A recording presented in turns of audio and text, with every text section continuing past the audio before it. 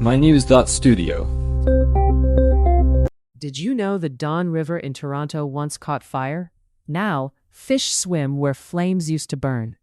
How did we get from one extreme to the other? Today is March 2nd, 2026. Back in 1969, the Don River was so polluted it literally caught fire. Fast forward to now, and it's turned into a thriving ecosystem. But when did things really start to change?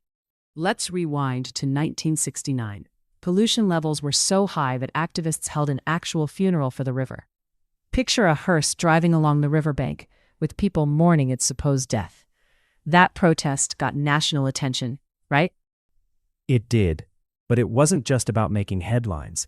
That event pushed for real policy changes, although groups like the Don Valley Conservation Association were already calling for pollution control way back in the 1940s. Why do you think it took so many years for their efforts to show results? A lot of delays came from both technical and political challenges. For example, in the 1880s, the river's channel was straightened. That destroyed wetlands and actually made flooding worse. And for decades, sewage and industrial waste kept flowing in. When did things finally move beyond just talking about problems to actually fixing them? A major shift happened after Hurricane Hazel in the 1950s. The city suddenly had to confront the flood risks head-on. That led to the Toronto and Region Conservation Authority getting more powers, more funding, and more authority to act. And community groups kept the momentum going, right? Groups like Friends of the Don East and all those public meetings in the 80s and 90s? Yes, exactly. In 1989, the task force to bring back the Don was formed. Their renaturalization plans eventually became part of the city's bigger waterfront renewal. It wasn't just top-down. Citizens worked alongside authorities and kept pushing.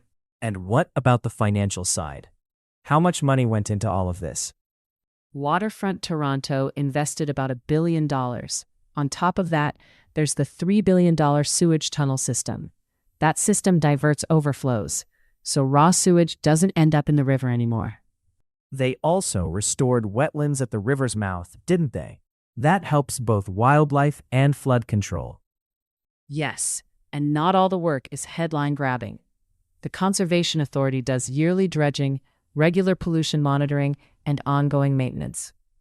City agencies and volunteers still organize river cleanups, and private groups invest in keeping parks and housing around the river more sustainable.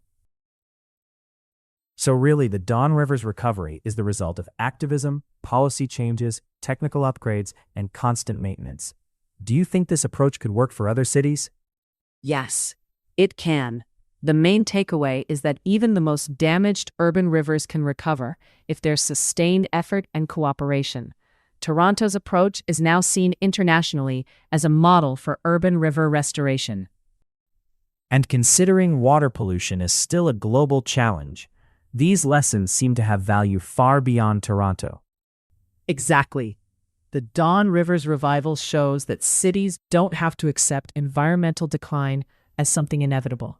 The Don story really moved from disaster to hope, and it proves that practical solutions exist. Thank you for joining us as we explored the Don River's journey from burning to thriving. For more stories that inform and inspire, stay tuned. Thanks for listening. This episode was brought to you by mynews.studio. Try it now for free.